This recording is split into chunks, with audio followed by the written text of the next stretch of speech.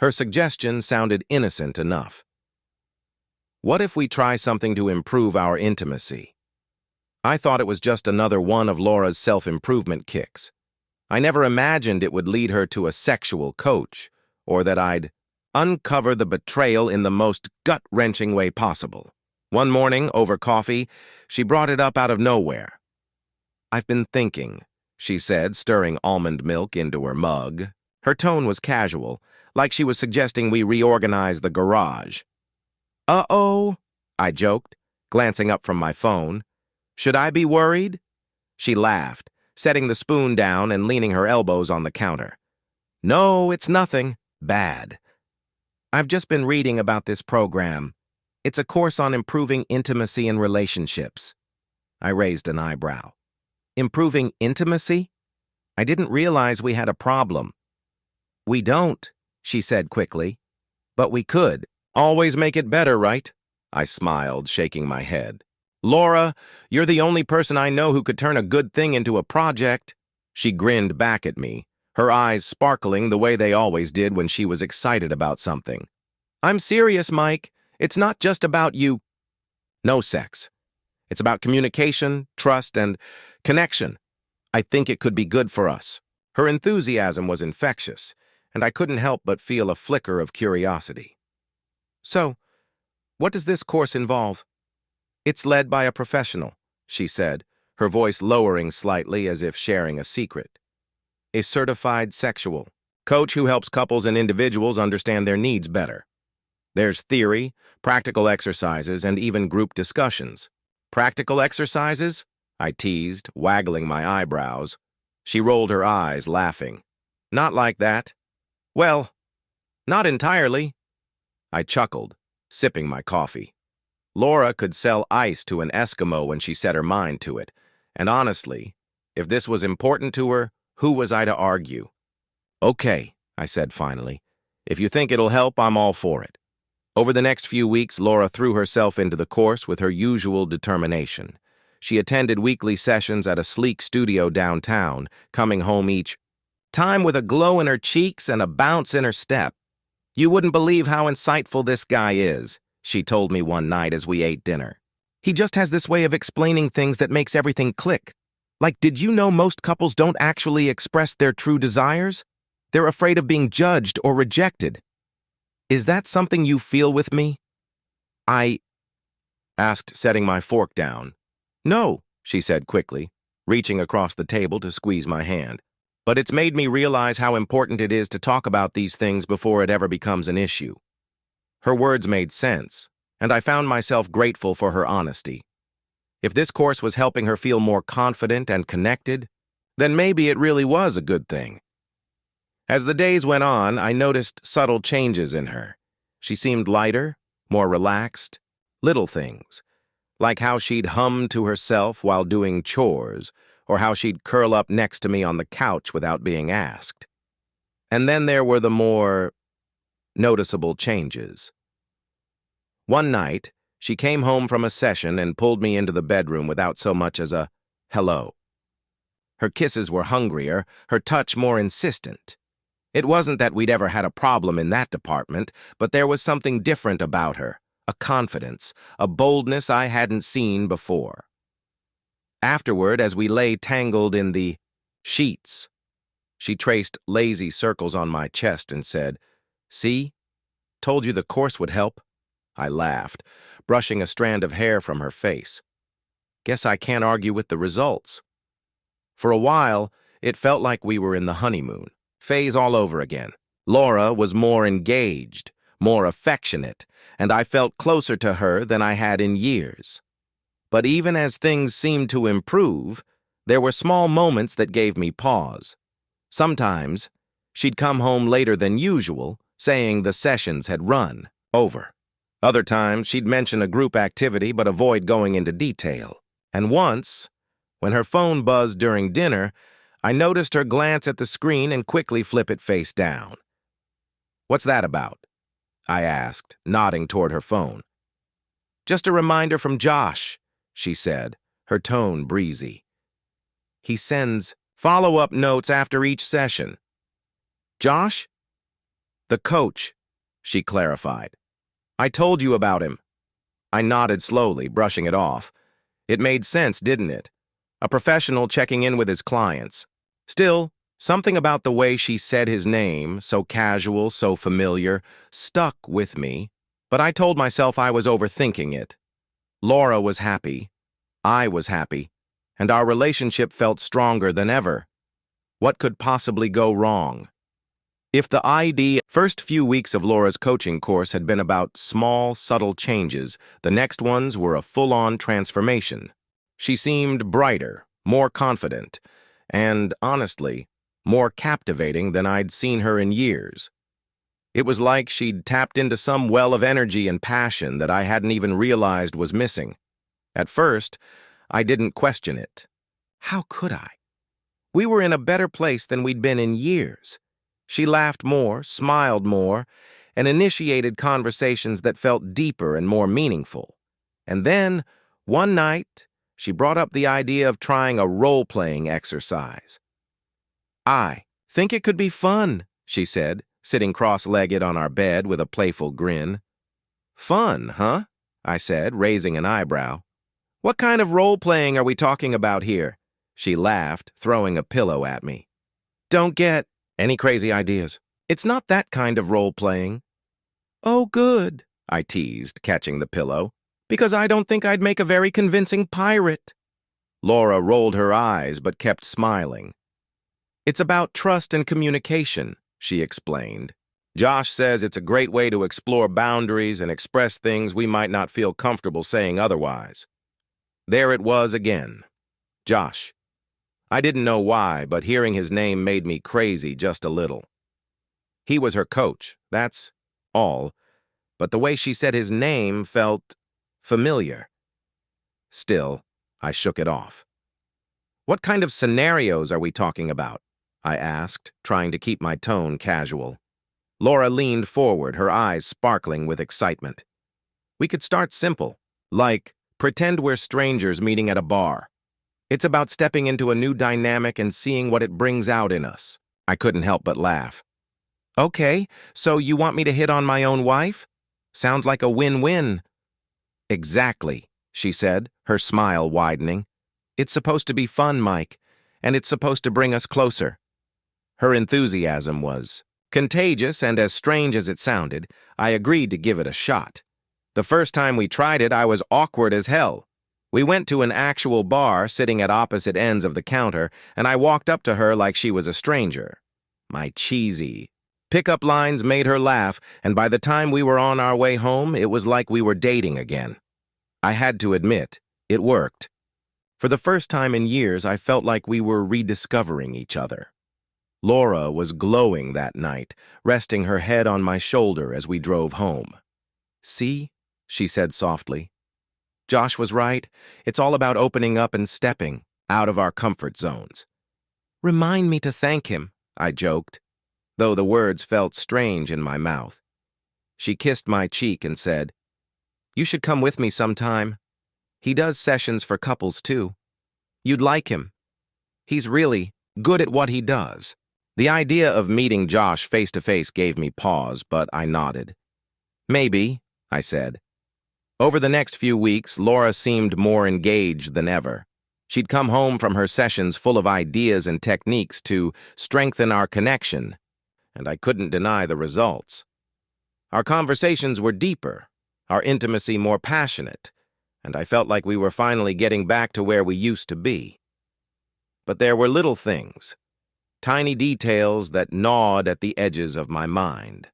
She started coming home later than usual, her explanations vague. Sorry I'm late, she'd say, dropping her bag by the door. We got caught up discussing some of the more advanced topics. Josh wanted to make sure we all understood before moving on. Josh seems pretty hands-on, I said once, half joking. She nodded, not catching the edge in my tone. He is. That's what makes him so good. He really cares about his clients, you know? He goes the extra mile to make sure everyone feels heard and supported. Her words were innocent enough, but the way she said them left me uneasy. One night after dinner, I noticed her phone light up on the counter. I wasn't trying to snoop, but the name caught my eye. Josh. Laura glanced at the screen, then quickly turned the phone face down. "What's that about?" I asked, trying to keep my voice casual. "Just a follow-up," she said breezily. "He checks in with everyone after sessions to see how they're feeling." "Huh?" I said, not sure how to respond. "That's thorough." She smiled, her tone light but firm. "He's a professional, Mike. It's part of his job." For a while, I managed to push the doubts aside. After all, Laura was happy, and our relationship seemed stronger than ever. But every now and then, something would happen to make the doubts creep back in. Like the time she came home with her hair slightly mussed and a faint flush on her cheeks. "Rough session?" I joked, trying to break the tension I felt growing inside me. "You could say that," she replied with a small smile, disappearing into the bathroom before I could ask any more questions. Or the time I caught a faint whiff of cologne on her. Scarf. One that didn't belong to me. When I mentioned it, she shrugged. "Probably Josh. He gives everyone hugs after sessions. Says it's important to end on a positive note." Hugs. Right. Despite the little red flags, I told myself I was being paranoid. Laura loved me. She was doing all of this for us, wasn't she? But late at night, lying in bed beside her, I couldn't shake the feeling that something was shifting. Something I couldn't quite put my finger on. And as much as I wanted to believe that the coaching was just what she said it was, a small voice in the back of my mind whispered a single, chilling thought. What if it's not? It started small, just little, things I brushed off as quirks. Laura would spend more time than usual in front of the mirror before heading out to her sessions. She'd try on 3 or 4 outfits, asking for my opinion on each one, which wasn't like her. She'd always been confident, rarely second-guessing herself about what to wear. When I teased her about it one evening, she laughed it off. "I just want to feel good about myself," she said, smoothing her hands over the fabric of her dress. "You know, part of this process is about confidence. Looking good, feeling good, it's all connected." She smiled at me, but I couldn't shake the feeling that her explanation didn't quite add up. Then there were the messages. Laura's phone buzzed more often now, especially after her sessions. She'd glance at the screen, smile to herself, and quickly put the phone back down. At first, I didn't think much of it, until one night, while we were watching a movie, her phone lit up on the coffee table. Out of habit, I glanced at the screen, and that's when I saw it. "Josh, you were incredible today. Can't wait for the next session." My pulse quickened. "What's that?" I asked, trying to keep my tone light. Laura glanced at her phone and casually picked it up, locking the screen before setting it back down. "Oh, it's just Josh. He always sends follow-ups after sessions. Keeps everyone motivated." "Incredible, huh?" I said, forcing a chuckle. "What exactly does that mean?" She rolled her eyes, her laugh light and dismissive. "It's just how he talks. He's super encouraging with everyone. It's part of his whole vibe." I nodded slowly, trying to let it go. But the words "you were incredible" stuck in my mind, like a splinter. That night, lying in bed, I couldn't sleep. Laura dozed beside me, her breathing soft and even, while my thoughts raced. Was I overreacting? Making something out of nothing? I told myself I was being ridiculous. She was happy, confident, and our relationship was better than it had been in years. Maybe I was just looking for something to be wrong because things finally felt so right. But deep down, I couldn't shake the unease. The next sign came a few nights later. Laura had just left for her session, and I was folding laundry in the bedroom when I noticed her gym bag sitting by the dresser. Normally, I wouldn't have given it a second thought, but something about it caught my eye. The zipper wasn't quite closed, and a corner of a red silk scarf peeked out. Curiosity got the better of me. I reached down and unzipped the bag, my hands trembling slightly as I rummaged through it. yoga pants, a water bottle, a notebook, and then I found the scarf. It was soft, delicate, and carried a faint scent of cologne, a cologne I didn't recognize. I held it up to my nose, my heart pounding as the musky, masculine scent hit me. My mind raced with possibilities, each one worse than the last. Why would she have this? And why hadn't she mentioned it? I quickly stuffed the scarf back into the bag, zipping it up as if nothing had happened. When Laura came home later that night, she was glowing as usual, her cheeks flushed and her hair slightly tousled. I watched her carefully, searching for signs. Of what? I wasn't sure. "How was your session?" I asked, trying to keep my tone even.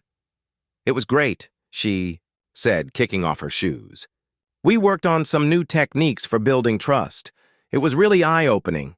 She didn't seem nervous or guilty, just happy and relaxed, but the scarf weighed heavily on my mind, even as I forced myself to act normal.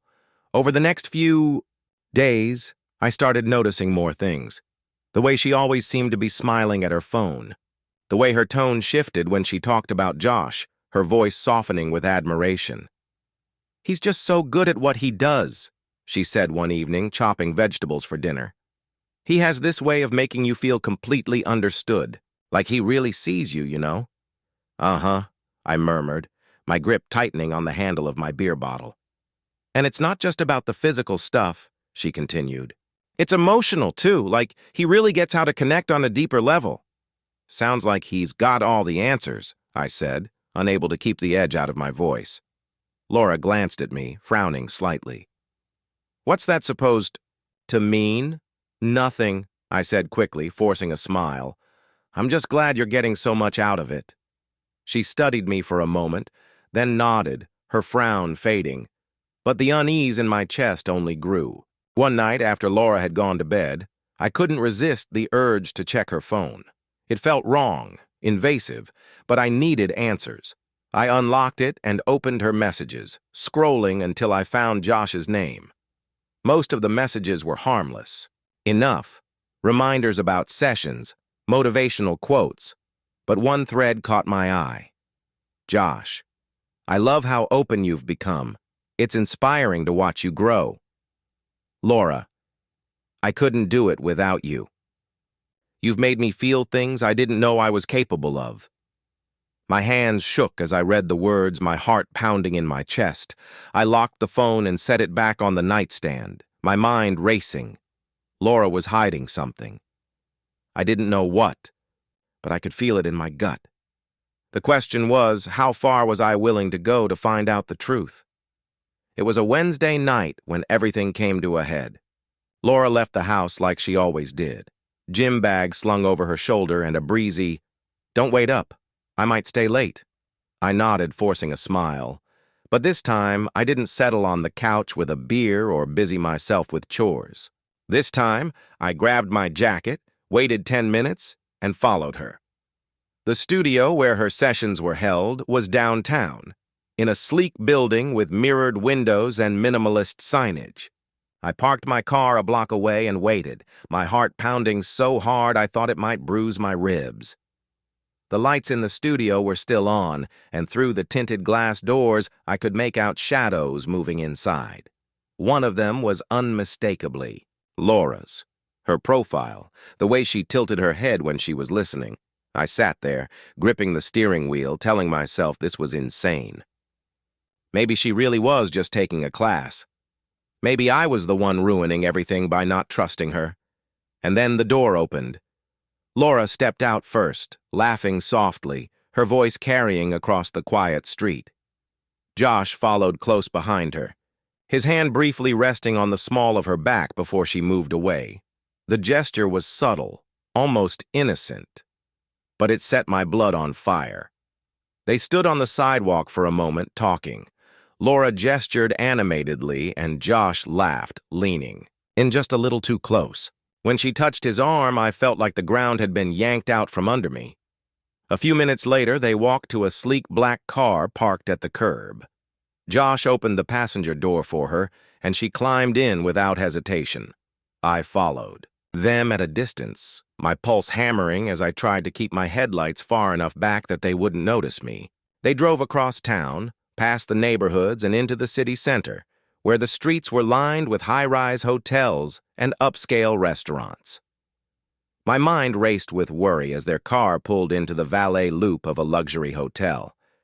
I parked down the street and watched as they got out. Josh handed his keys to the valet, then turned to Laura, saying something that made her laugh. She placed her hand lightly on his chest and he leaned in, speaking softly in her ear.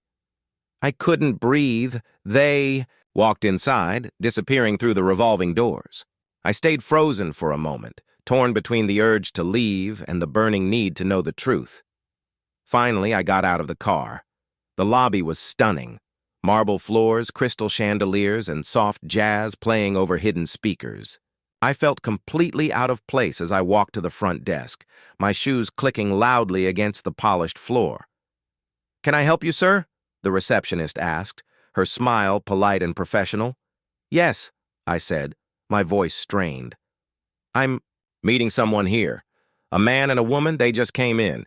Tall guy, dark hair. They might have booked a room." The receptionist frowned slightly. "I'm sorry, sir. We can't disclose guest information." I leaned in, lowering my voice. "Please. I think my wife is with him."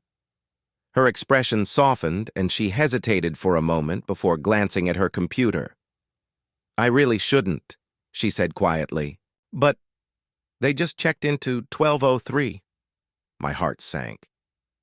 The elevator ride to the 12th floor felt like it lasted an eternity. My hands were shaking, sweat beading on my forehead as I stared at the glowing numbers above the door. When the elevator dinged and the doors slid open, I stepped into a plush hallway lined with muted lighting and thick carpet. Room 1203 was halfway down, the door slightly ajar. I froze, my breath catching in my throat. From inside, I could hear voices, muffled but unmistakable. Laura's laugh, soft and breathy, followed by Josh's deeper, smoother tone. I moved closer, each step feeling like a betrayal of myself. My fists clenched, and I braced myself to knock, to barge in and confront them. But then I heard something else, a low, intimate murmur, the rustle of fabric. I reached the door, my hand hovering over the handle. Through the small gap, I could see shadows moving, indistinct at first, but then unmistakable. Two figures entwined, the fluid motion of their bodies casting fleeting shapes on the wall. My mind screamed at me to leave, to run, but I couldn't tear myself away. And then I heard Laura's voice. "You make me feel alive," she whispered, "like no one ever has before." Josh's reply was lower, inaudible, but the tone was unmistakable, intimate, possessive. A wave of anger and despair crashed over me, but beneath it was something I couldn't explain, something that made my chest tighten and my skin burn. I hated them both in that moment, hated what they were doing, but I couldn't deny the heat that spread through me as I watched. My breath quickened, and I took a step back, my legs shaking. What was wrong with me? Why hadn't I barged in, confronted them, ended this nightmare? But instead, I stood there, frozen in place, torn between fury and a strange, shameful pull that kept me rooted to the spot. Finally, I turned and walked away, my heart pounding as I stumbled back to the elevator. I couldn't face them. Not yet. As the doors closed behind me, I leaned against the wall, my head spinning. I didn't know what to feel, what to think. All I knew was that everything I thought I understood about my marriage, about Laura, was gone. I should have left. I knew I should have walked away the second I saw them together, the second I heard her laugh, that soft, breathy laugh that used to be just for me. But I didn't. Instead, I stood frozen in place, my hand resting on the edge of the door, my heart pounding so hard I thought it might burst. From inside the room, their voices drifted out like ghosts, muffled but unmistakable. "God, you're beautiful," Josh said, his tone reverent, almost worshipful. Laura's laugh followed, light and teasing. "You always say that?" "Because it's true," he replied. "Every inch of you. Perfect." The words hit me like a punch to the gut. How many times had I thought those same things but never said them out loud? How many moments had passed where I could have made her feel this wanted but didn't? I hated him for saying it, hated her for believing it, hated myself for standing there and listening. The sounds shifted, soft rustles of fabric, the creak of the bed, her voice low and inviting. "You make me feel alive," she murmured, "like I can be myself with you." Her words twisted something deep inside me. Was I the one who had made her feel stifled? Had I failed her that completely? But beneath the shame and anger was something darker, something I didn't want to admit. A flicker of heat, an almost unbearable curiosity. I shouldn't have been standing there. I shouldn't have been listening. But I couldn't move. I wanted to know. The room filled with quiet murmurs, broken only by the occasional burst of laughter or the low, rumbling sound of Josh's voice. I couldn't make out everything they said, but the tone was clear, intimate, unguarded. And then there were the other sounds, the ones that made my chest tighten, her soft moans, his whispered praise.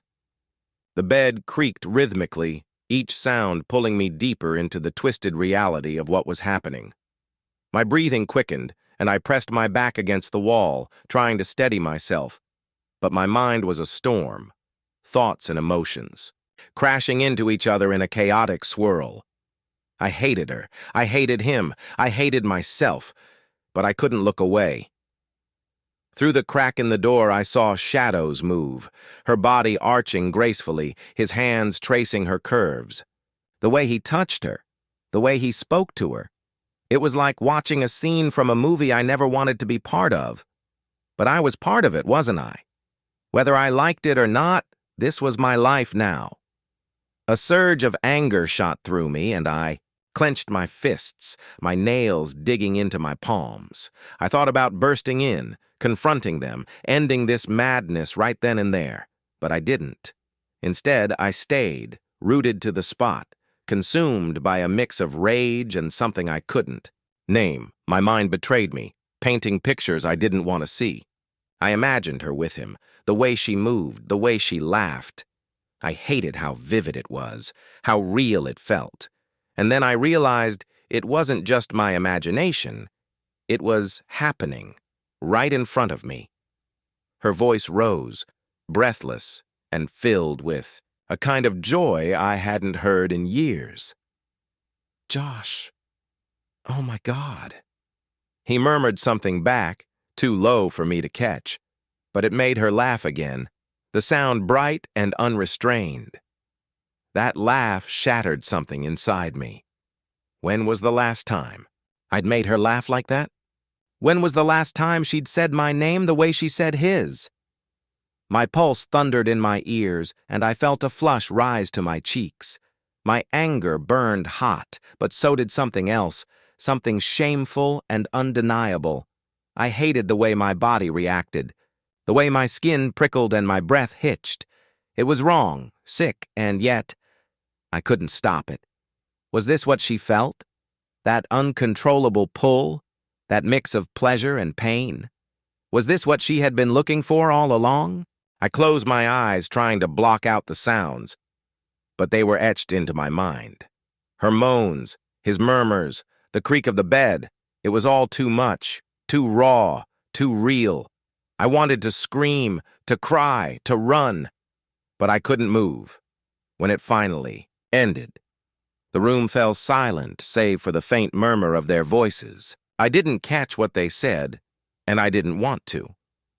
My legs felt weak as I stumbled back down the hallway, my chest tight with a mix of emotions I couldn't even begin to unpack. I didn't know how long I'd been standing there, or why. I'd stayed as long as I did. All I knew was that I felt like a stranger in my own life, disconnected from everything I thought I knew. I stepped into the elevator, the doors closing with a quiet chime. As I descended, I stared at my reflection.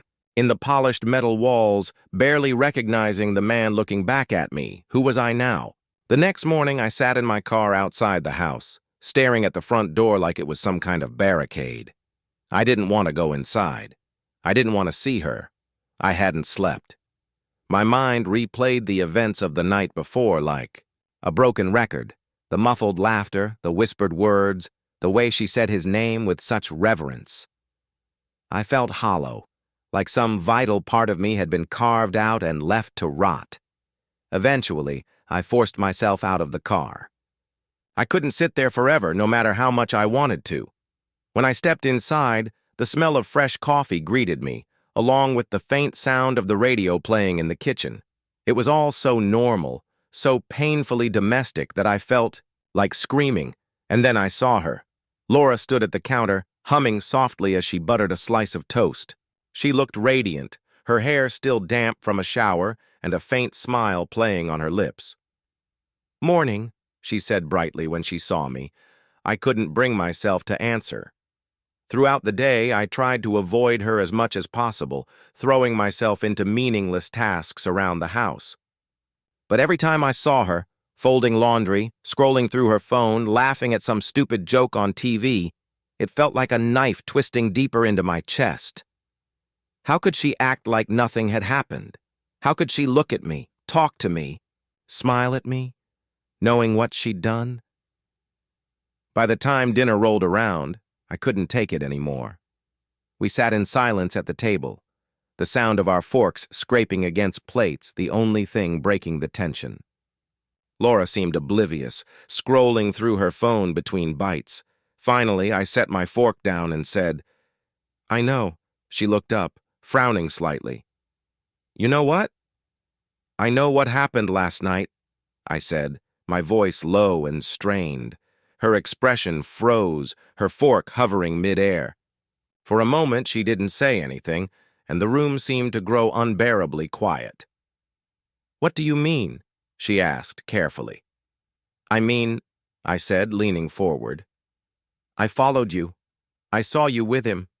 I heard everything." Her face drained, of color, and she set her fork down with trembling hands. "Mike, Don't lie to me," I snapped, my voice rising. "I saw you. I saw everything." Her eyes filled with tears, but she didn't deny it. Instead, she covered her mouth with her hand, her breath coming in shallow gasps. "I didn't mean for you to find out like this," she said finally, her voice barely above a whisper. I laughed bitterly, shaking my head. "So what? You meant for me to find out some other way? Or were you just planning to keep screwing him behind my back until you got bored?" "It's not like that," she said quickly, her voice cracking. "It's not what you think." "Then what is it, Laura?" I demanded. "What the hell was last night supposed to be?" She hesitated, her hands twisting together in her lap. It's part of the process," she said finally. "Part of finding myself." "Finding yourself?" I repeated, incredulous. "You find yourself by screwing another man in a hotel room?" She flinched, but didn't look away. "Josh is helping me," she said quietly. "He's helping me figure out who I am, helping me feel confident, alive." "And that's supposed to make this okay?" I said, my voice shaking with rage. "I wasn't trying to hurt you," she said, tears streaming down her face. I thought it would help us." "Help us?" I barked out a humorless laugh. "How the hell does you sleeping with your coach help us, Laura?" Her gaze was desperate now, her hands reaching for mine. "Because it's making me a better person, a better wife. Don't you see? Everything I'm doing for us." I yanked my hands away, standing so quickly that my chair scraped loudly against the floor. "Don't you dare try to spin this as some noble sacrifice," I said, my voice trembling with fury. She stood too, her tear-streaked face twisting in frustration. "You don't understand, Mike. You never have. I've spent years trying to be perfect for you, to be everything you wanted, but I lost myself in the process. Josh is helping me get that back." "By sleeping with you?" I spat. That's his big solution? She hesitated, then squared her shoulders, her voice steadier now. It's not just about sex, it's about connection, about breaking down barriers and being vulnerable. And yes, it's unconventional, but it works. I've never felt more alive, more free. I stared at her, barely able to process what I was hearing. You think this is freedom? You think cheating on your husband is some kind of self-help exercise? She looked at me with pleading eyes. I wish you could understand, Mike. I wish you could see what I see. Maybe you could even join us. Josh said, "Stop," I said sharply, holding up a hand. "Don't even finish that sentence." She closed her mouth, her lip trembling as fresh tears spilled over. For a long moment, we just stood there, staring at each other across the table.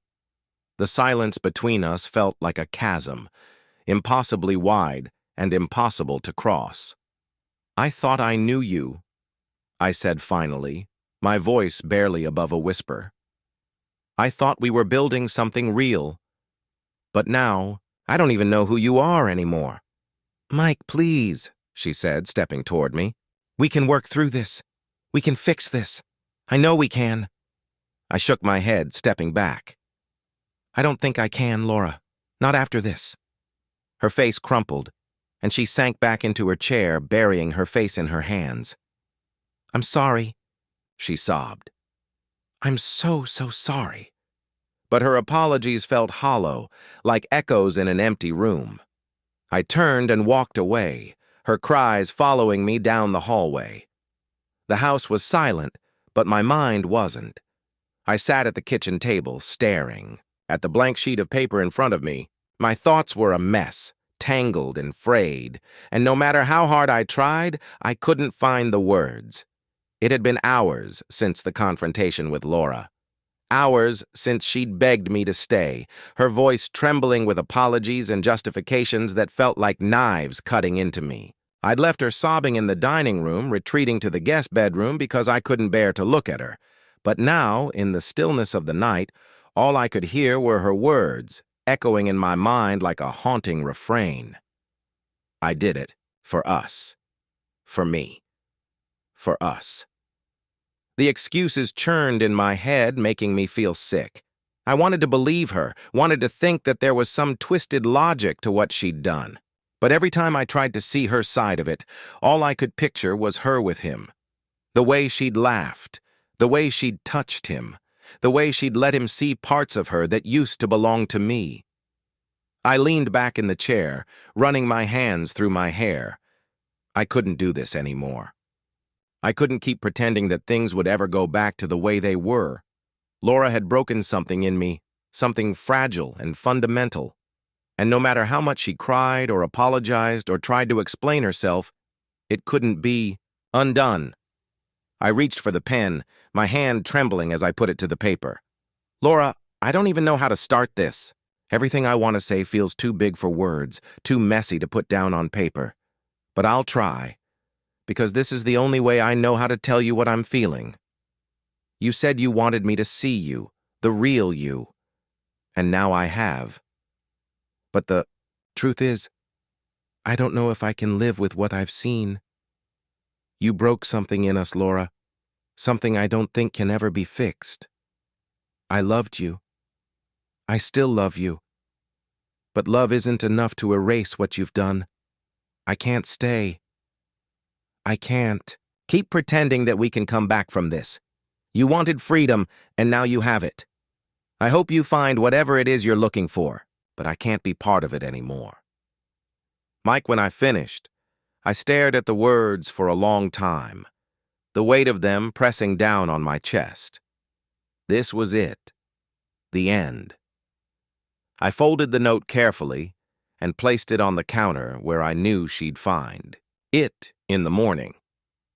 Then I grabbed my bag, the same one I'd packed the night before when I still thought there was a chance to save us, and headed for the door.